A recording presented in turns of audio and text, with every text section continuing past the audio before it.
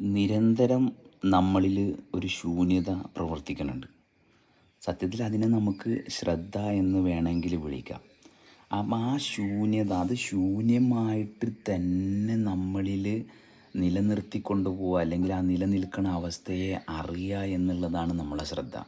കാരണം ആ ശൂന്യതയിൽ എന്തെങ്കിലും വന്നു കഴിഞ്ഞാൽ, അല്ലെങ്കിൽ ഒരാൾ സംസാരിക്കുമ്പം, ഒരാൾ എന്തെങ്കിലും പറയുമ്പം ആ ശൂന്യതയിൽ കണ്ടൻറ്റ് ക്രിയേറ്റഡ് ആവുന്നുണ്ടെങ്കിൽ എവിടെയോ വീണ്ടും പാസ്റ്റ് എക്സ്പീരിയൻസുമായിട്ട് നമ്മൾ കണക്റ്റായി പോവാണ്. അത് കണക്റ്റായി കഴിഞ്ഞാൽ പിന്നെ നമുക്ക് നമ്മുടെ ശരീരത്തെ നിയന്ത്രിക്കാൻ പറ്റില്ല. നമ്മൾ റിയാക്റ്റ് ചെയ്താലും ഇല്ലെങ്കിലും ഒരു റിയാക്ഷൻ നമ്മളെ ബോഡിയിൽ സംഭവിക്കും.